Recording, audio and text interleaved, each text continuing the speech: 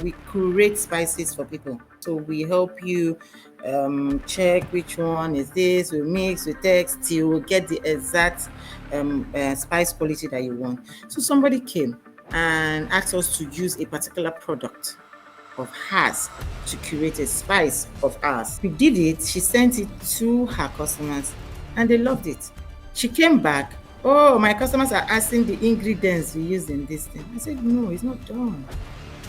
I did it because I know you are a young friend, right? But I cannot give you the ingredient list. 1 month after, the same lady launched her spice business. Today Africa Podcast is a podcast series where we interview African entrepreneurs and professionals and share the stories behind their businesses. In each interview, we ask how they got started, how they grew, and how they run their business today. The stories are inspiring and also provide specific advice and insight into starting a business. By sharing these stories, we want to help others get started. Welcome to Today Africa, a series of conversation with African entrepreneurs, professionals, business leaders, and change makers who are shaping the future of the continent. Don't forget to like, comment, and share our content on social media, and head over to YouTube and subscribe to our channel at Today Africa Studio. Joining me today is Adanne Uche. She is the founder and CEO of Agro Processing Limited, based here in Nigeria. Adanne, you're welcome. Thank you very much. I'm glad to be here. I know you as founder and CEO, but I believe that there is Adanne outside just being an entrepreneur. So could you please tell us more about yourself? My name is Adanne Uche, and I'm the founder CEO at Agro Processing Limited. We are a food processing, nutrition-based food processing and packaging business that is based here in Lagos, Nigeria, that provides families with healthier cooking ingredients. Adanne is a graduate of foreign language and literatures, French and German. A lot of people don't know because they always say, oh, French and German, and they are here doing food agri. How come?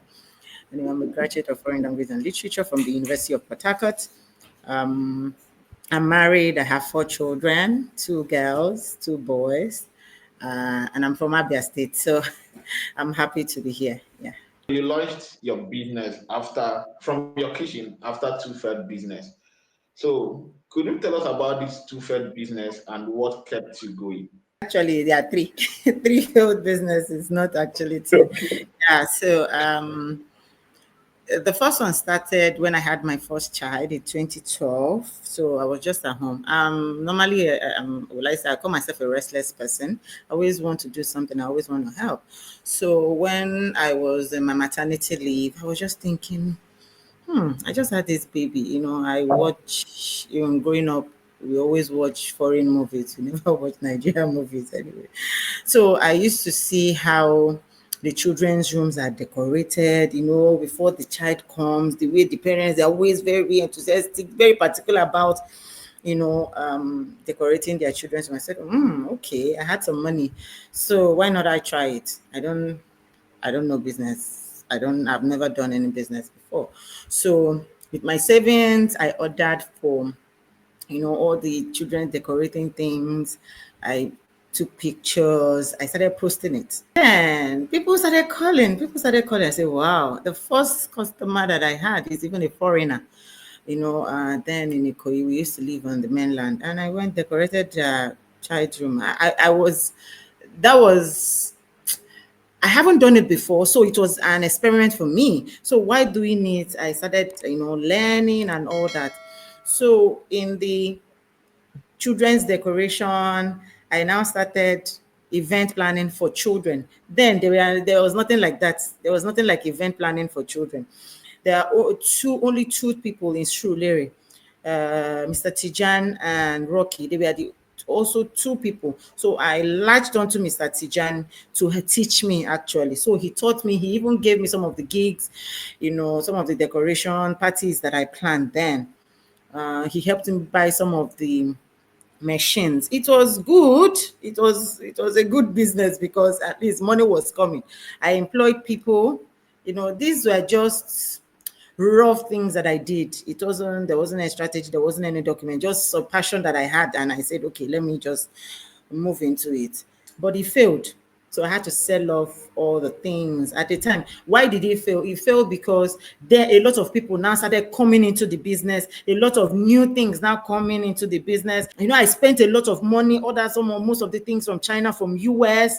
And now we are using plastic. I went to the manufacturing plastic companies in Nigeria then. I'm so fat. I went there, got all those, chairs, tables, and all that.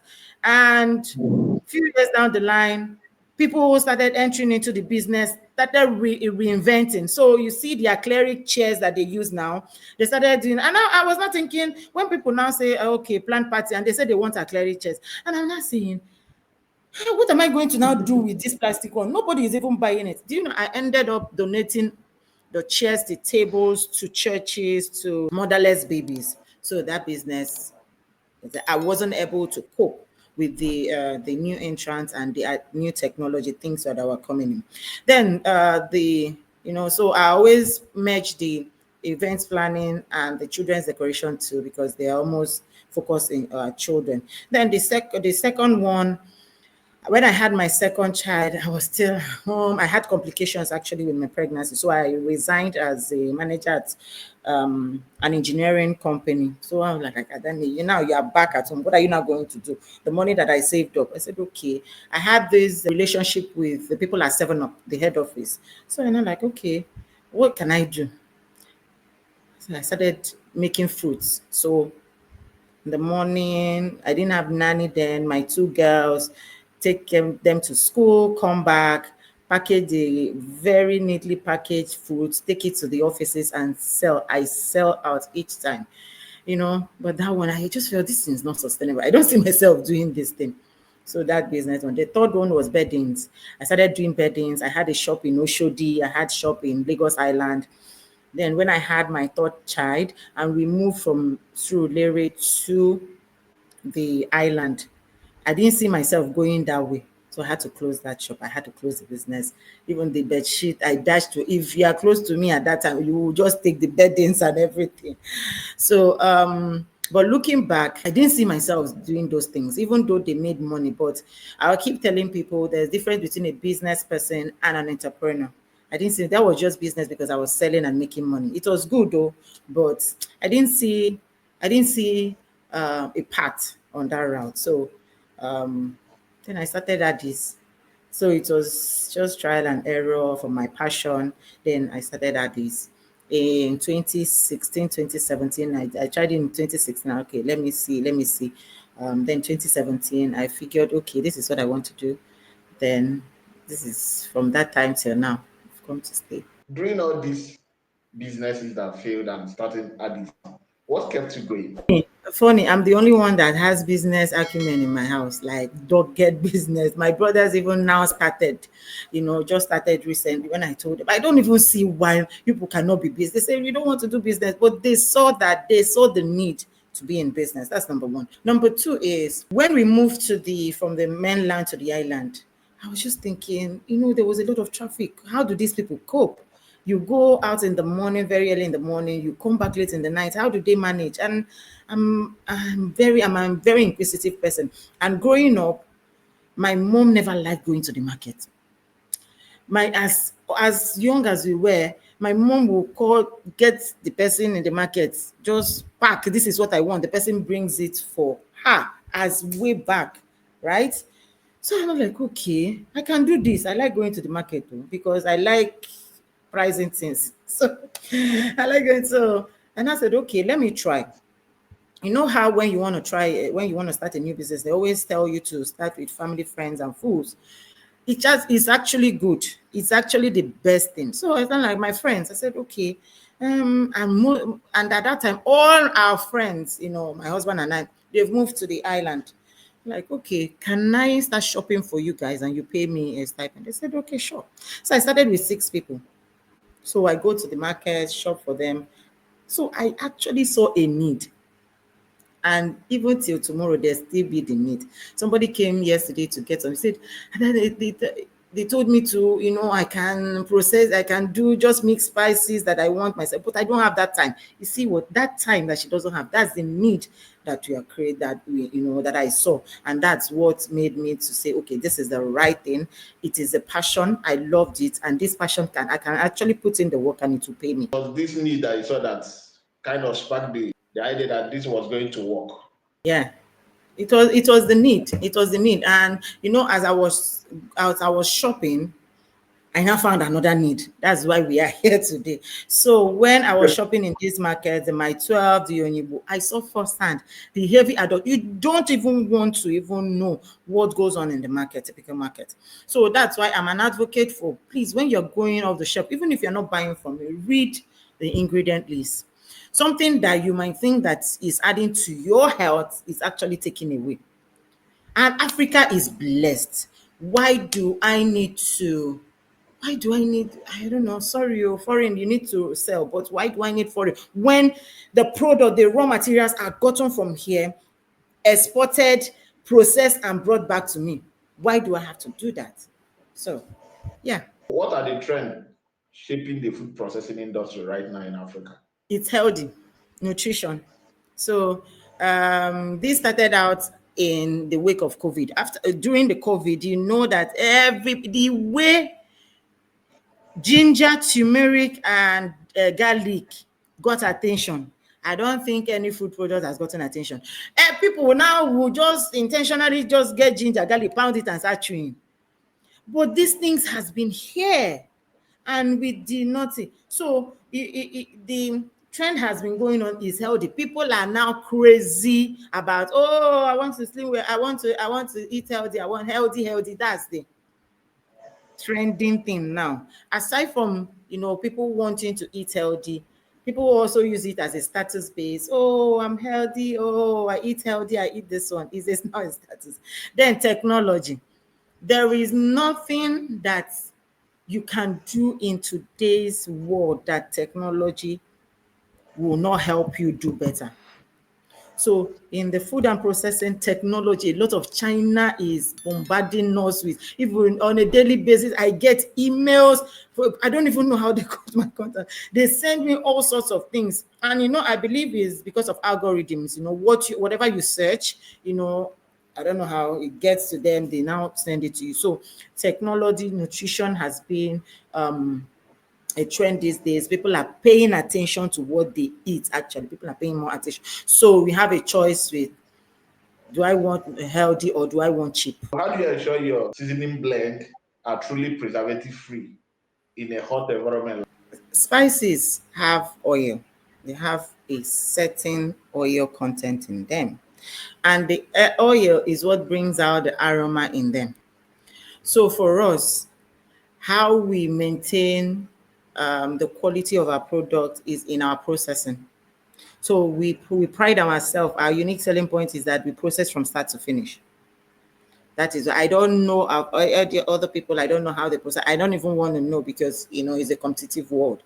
So, but what we pride ourselves is that we process from start to finish. So onions, fresh, cut, clean, dry, blend, use in a mix. Ginger, bring fresh, wash, cut, dry, and use in our blend. So that is the only way we can actually checkmate that what we say that we are doing, the quality of our product.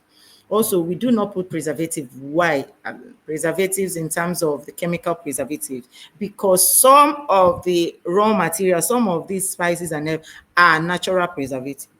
So when you're preserving, you need to know the moisture content of each of the products that you're using, because as it's losing moisture, it's losing the quality. So also, we pride ourselves that we do triple capping. What we say triple capping to lock in moisture. So we have the first sealing, we have the second sealing, and we have the third sealing. So we do triple capping, even though it's expensive, but because we want to maintain the quality. So when it's in shelf and we say it's 1 year, it's 1 year to stay there 1 year. Tell us more about your various products. Adi started actually with palm oil, crayfish, and fish. Those are the three products we started at. But now we pride ourselves having over 21 product lines. We have oil, palm oil, we have honey, we have single spices, that's the cinnamon, ginger, turmeric, garlic. Then we have the mixed seasoning blends, that's the jollof rice, the fried rice, the all-purpose seasoning, the all mixed, pepper soup and all that. Then last year we launched our gluten-free flours. We have orange flakes sweet potato, we have some flour, we have fonio acha flour, and we have super fonio, a mixed one. Then we also have herbal teas. We developed herbal teas because sometimes people buy these as single spices to use as teas. But why stressing, buying a spice and using spoon and scooping it when it can just be in a tea bag and you dip it. So that's the product ranges that we have. What was the biggest challenge going from local to global? The number one problem, even till tomorrow, is getting buyers. So we have African stores in these countries. What those African stores do now is they come, buy it, then process it themselves and go. It doesn't give us much platform to push our product. I'll give a case in point. When we started with one of our customers in African stores in the UK, we are buying our branded product. So we can now say, oh, you can get our product in so place, right? But along the line, we now process for them, which is it still makes money for us.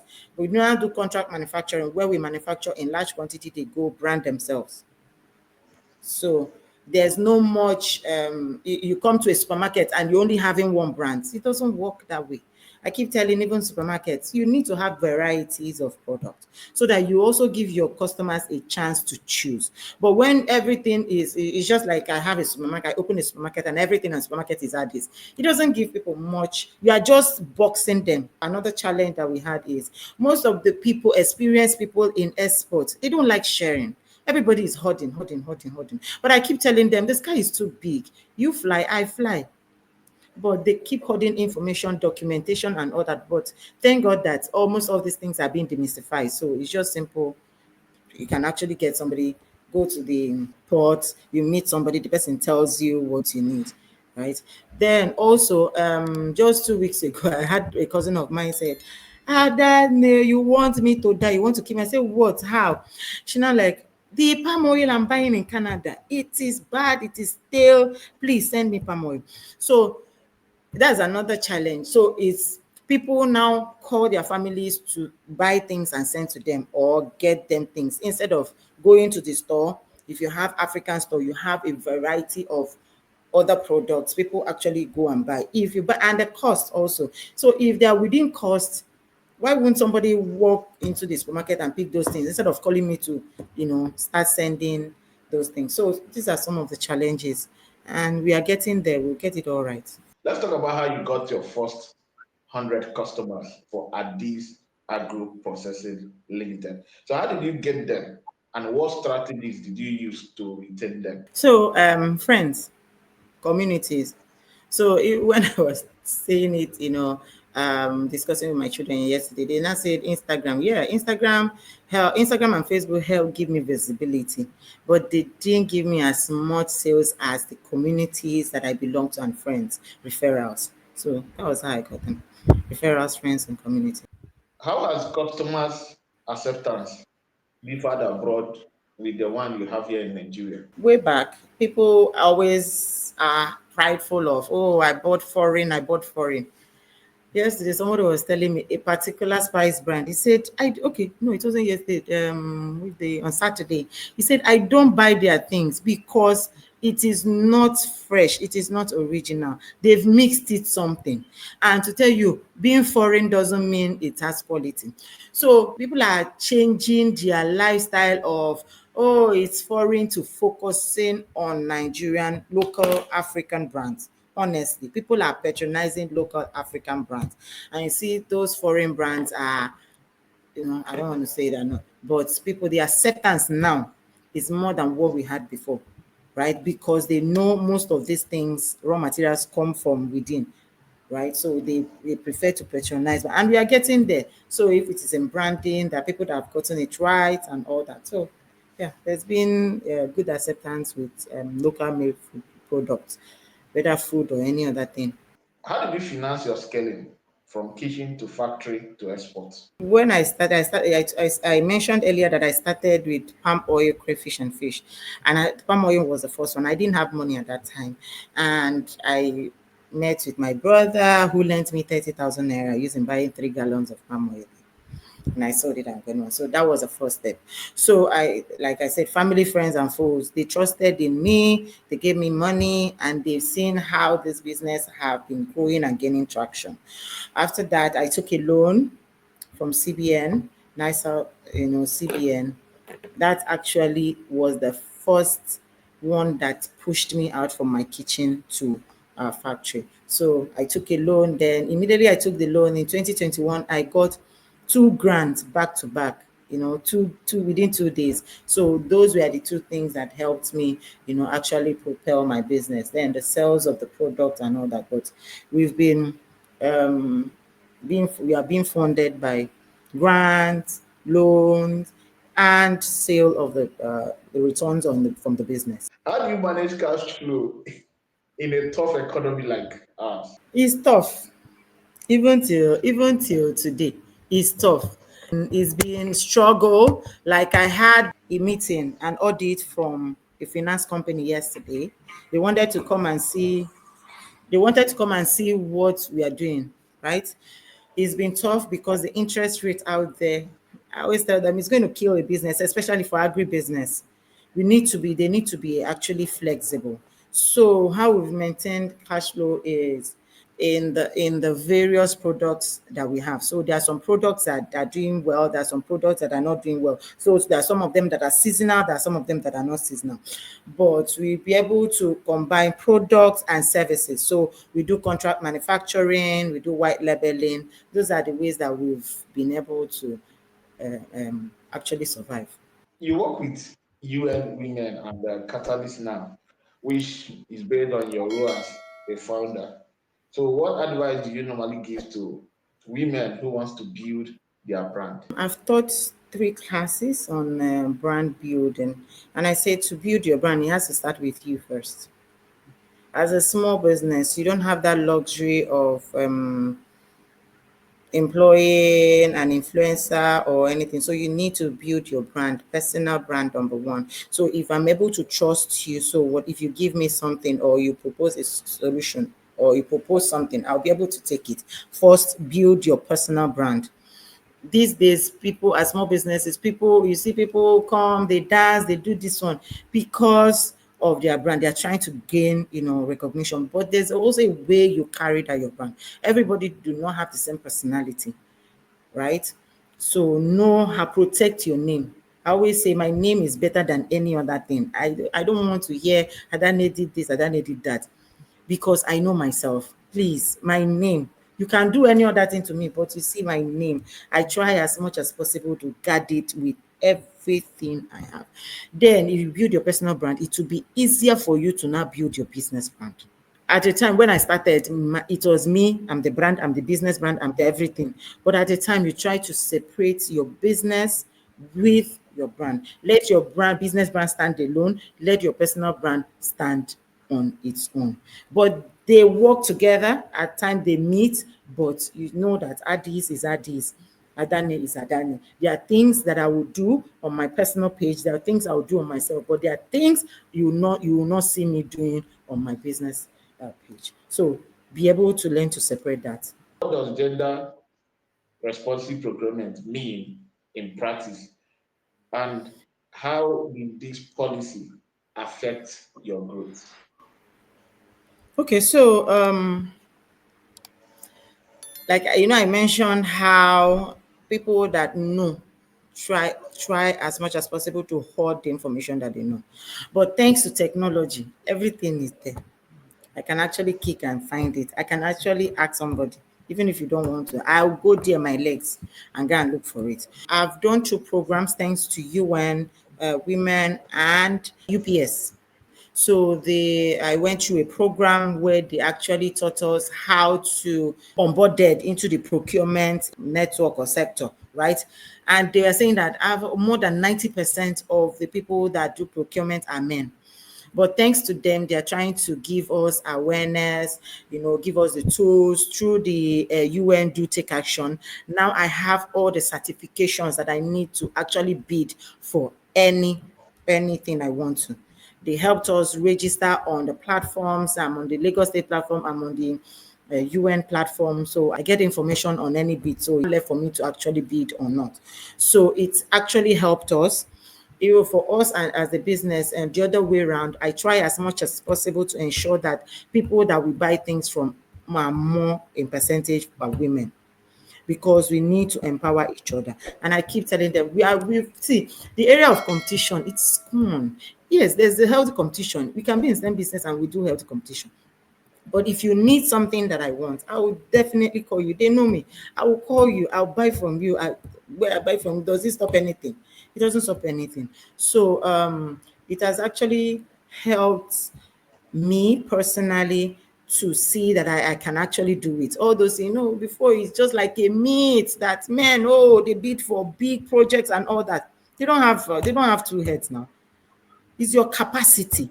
Yesterday, when the people they came, when they came to the store, they were looking, this place, they were looking at, this place is small. But when they were asking me document, they were asking, I was just bringing out document, financial document, this one document, I was just bringing, they say, wow, ma, you are actually prepared. I said, yes, that I'm a small business does not mean I won't be prepared. I have all those things. So you call me, I bring it, my tax on point, everything on point, because you never know. You never know. You can't be responsible if your documents are not in place, if your finances are not in place, if you are not paying tax. You compose, reduce waste, and you support farmers. How big an impact does Addis Agro have on local agriculture here in Nigeria? One of the ways that we recycle back into the system is our crayfish. So we clean crayfish. So the shaft for the dead from the crayfish, we give it to the fish farmers to use it. They use it in their feeding of their fishes. So that one is zero waste. Then palm oil, we do not really have waste in palm oil, because everything in the palm oil, palm tree, everything in the palm tree value chain, it's it's is a gold mine. So for palm oil, there's no waste, zero waste. From the shell to the palm kernel to the oil to the branches to the everything, it's needed. That's why the Bible says that you be like a palm tree. I don't know why you use palm tree to quantify a person. So I always make reference to that. In terms of spices, we try as much as possible to do zero waste. It is safe to say that we've started, we're working on launching our bouillon cubes. So when I was telling somebody, the fish head that you throw away, you use it, dry it, clean it, dry it, grind it, and use it as a seasoning, but people don't know. So we try as much as possible to do zero waste. Our bottles that are spoiled, we recycle, we give it to the recycling companies. They give us money, they recycle it and use it. So we try as much as possible to do zero waste. Packaging in Nigeria is a challenge. How did you solve it? And why does it matter for food safety? When I started out, I was using this. There was this normal bottle you get in the market. So when I went to one of the supermarket to supply, and then like when I was telling them my price, I said, "Ma, your price is expensive." I said, "Because of the processing of the product, it is not the same. Ours do not have any preservative, it doesn't have any additives." He said, "Yeah, but it's the same bottle. What distinguishes you from other ones on the shelf?" I said, okay. So I went to, ask questions, and I got a company in Kano that does, bottles. And when I started that bottle, no other, but you won't see any of that type of bottle on the shelf. It is very expensive. I tell you how much I spend on those bottles, right? But at the time, you know, the mold of that bottle spoiled. To repair it is a challenge. So what do? We had to look for another size of the bottle. So what we do now is we have a particular bottle we use for export. We have a different bottle for local. It's not intentional, but it's what the market. We need to be adaptive. We need to adapt to the economy. We need to adapt to the changes in the packaging. Then also, we have this policy where we have a refillable pouch. So if you have bought our spices, you can actually come, we bring the your old spice, or we sell the refillable pouch. You go take, and it's a recyclable paper, so you can actually recycle it. So it makes life easier. So the packaging industry is evolving. A lot of things are happening. It is expensive, honestly, but I understand the manufacturer, the packaging businesses, right? I understand.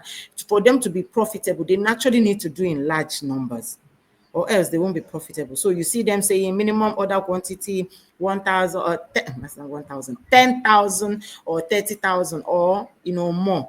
But you see, as a small business, do you actually have that amount to just plug into into packaging? But in the long run, it's actually worth it because it's safer, it is cheaper for you, and it saves cost and time. So it's evolving, and most processing businesses are adapting to the changes that we're having, every day.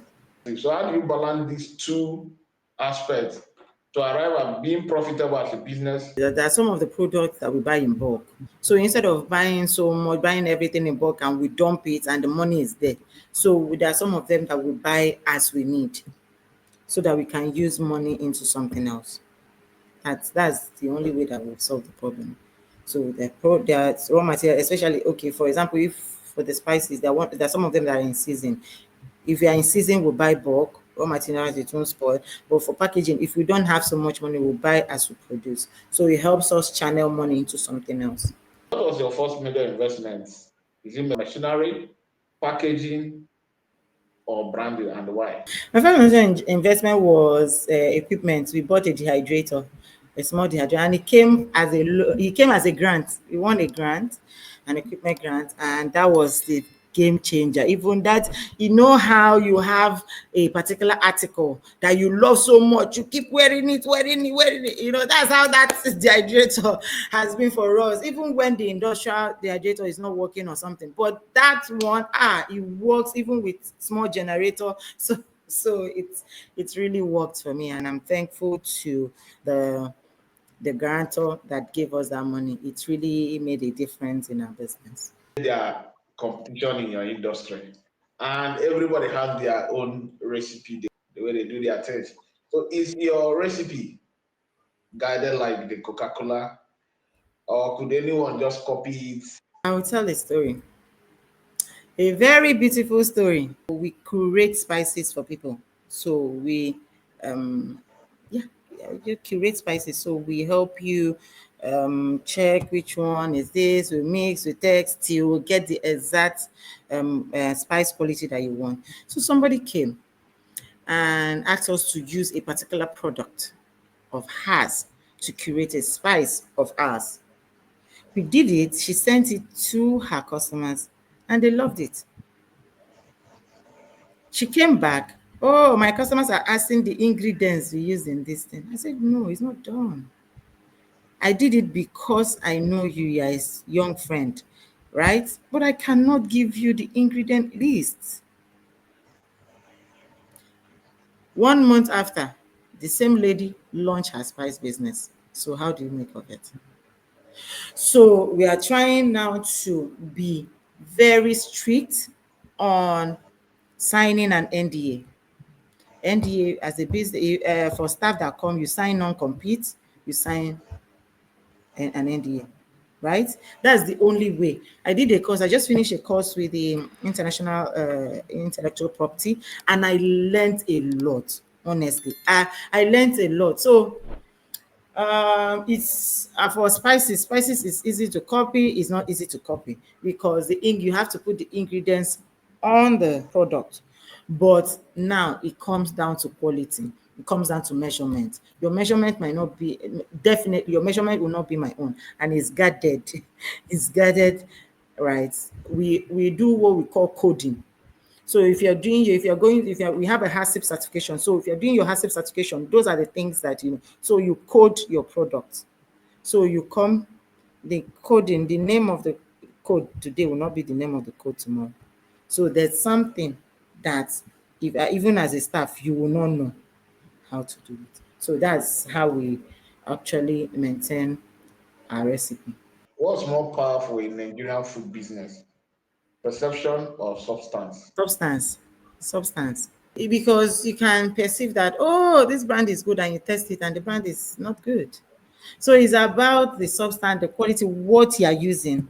So you see sometimes a brand is not so wonderful, but when you test their product, the quality is amazing. So it's about the substance, not the perception at all. Perception is just peripheral. It can always fade. Perception can change. Substance cannot. But we need to learn now as food businesses to actually match our quality with branding, because people first eat with their eyes before they eat with their mouth, right? So if the branding is not good, you won't even go and touch it. It's just basic knowledge.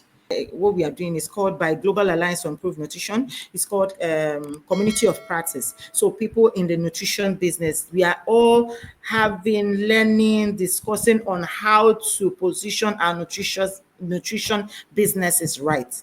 What sets us apart? So if you say your nutrition business, your product, your branding cannot be the same thing with other products. There has to be something that distinguishes you, either in the packaging, either in the ingredients, either whatever. We need to be different. We need to be different, and it starts with branding. That's why when you ask a brand, I said branding is should be top notch. Is a person, you won't want to be saying that you are branded wrongly. So the same goes with your business, your product. The branding needs to be top notch. The colors need to be the color of food, the color of nutrition. There are colors that identified with food businesses, like with agriculture: green, yellow, red, right? These colors, white, because white is purity. It needs to be, top notch. So all these things are things we need to pay attention to. Mentor over 400 youth and women. So, what question do they ask you the most? They always ask me how I started my business, even though it's out there. A lot of people know how I started, but they always ask, how did I start and how do I manage, my business with my children's stuff. Is never, there's nothing like balance. You just have to find the way around it. Running your business, children. I have 4 children, so it's tough, but we keep going, because I try to sell my vision to my children. You needed to have seen my children and I yesterday discussing this interview. You think that they are in the business every day, right? And also, what I do to for my children is, during holidays, I don't take them to extra classes. Children need to rest. So what I do is that during holidays, we go to the office, they stay with me, they see process, they help out, they don't. And where I learned this thing from Asians. So Asians, I watch Asian movies a lot. So what I always like about them is how family oriented they are. They have a lot of family businesses. So when those children are during holidays, they always go to their family businesses, to learn, to intern. So I want to imbibe this culture in my children, because I want continuity. Addis cannot die with me. Addis has to grow through transgenerational. What has been your toughest decision as an entrepreneur? Moving. So we don't want to announce it, but I'll just announce it. So we've gotten a bigger space. So we are moving to a bigger processing factory. It was very tough for me to decide. It was tough for me. I had to the board, the I had to go to the board. We had to discuss, okay, are we going to move? Is it moving the best thing, or launching a single use sachet? So it was a lot of thought was put into it. That was the biggest decision. And this money is huge. Are you sure that you can actually, maintain that place? It was very difficult for me. Then the other decision that I made that actually changed my business was taking a loan. You hear all sorts of stories, bad stories about taking a loan. I did not take it. When I got the loan, they called me. I thought it was scammers. I said, you have come, I'm not taking. I'm not. So, but when I needed money, I went to my banker. That's why to develop a relationship with your financiers, your bankers, is always good. I went to them. They said, oh, Madam Adanne, come and take this loan. I said, what's the interest? They said, whether they said 20%. I said, but I have 5% now. Why will you give me? He said, 5%. I said, go and take it now. Immediately they told me that. I got back to the office, I signed that, and I took that loan. And that was what changed the entire story. It helped us procure most of our machines. It helped us get raw materials in large quantity. It actually helped us. So those were the two decisions that actually helped my business. Where do you see Addis Agro Processing Limited in the next 5 years? I had an investor meeting and I was saying that I haven't seen, aside from Ace Foods, I haven't seen a female in the food processing dominating that sector. So Addis in the next 5 years will be the top nutrition based food processing company that is from an Igbo person, a first female nutrition sensitive from an Igbo person. So we want to have a very big factory that everything is automated, everything. And in all the hospitals, the nutritionists and dietitians, we want them to be able to introduce our product to their clients, to their patients, people adopting zero salt, zero MSG, less, sodium in their food. We want to be able to create change in the families, minute families, both rural, urban areas, and in the entire agricultural processing value chain. What you said is a very big and bold vision. So how do you plan to achieve that? One step at a time. So one step at a time. We've taken the first step this year of moving to a bigger space. So we want to be able to get our man cap. We want to be able to get our single-use sachet. We want the UNICEF, the NGOs to adopt our baby blends, and hospitals to encourage people using low sodium bouillon cubes. So it's one step at a time. We achieved one. Anyone we achieve will take it off. It doesn't happen in a day, but it happens step by step and with the right partners and right connection. There's nothing that we cannot do. If a 16-year-old girl walk into your factory today, what do you hope she sees? And what do you hope to tell her? If a 16-year-old walks into our facility today, I want them to see that every girl's vision is valid because they are going to see a full-fledged, full processing company by an MSME that is doing well. So to just encourage them that their vision, their purpose and their vision and their dream is actually valid. You just need the right people and at the right time. What advice would you give to other women who wants to start their business? Something that I did not know when starting my business was those three failed business was not riding on the back of someone that have done it. You can't do it if you don't have somebody that have done it that is hand holding you. Mentor, create the right network. Honestly, create the right network. Right network is more important than money because the right network will open doors for you. Honestly. So build the right network. Your vision is valid, but do it right. Don't make the same mistake that most of us made, just entering into business without having a clear path, a clear vision of where you want to go. It will help you because whenever you sleep and wake up, you remember, oh, I want to be big. Okay, what's the next step I need to do to get to that level? Today Africa Podcast is a podcast series where we interview African entrepreneurs and professionals and share the stories behind their businesses. In each interview, we ask how they got started, how they grew, and how they run their business today. The stories are inspiring and also provide specific advice and insight into starting a business. By sharing these stories, we want to help others get started.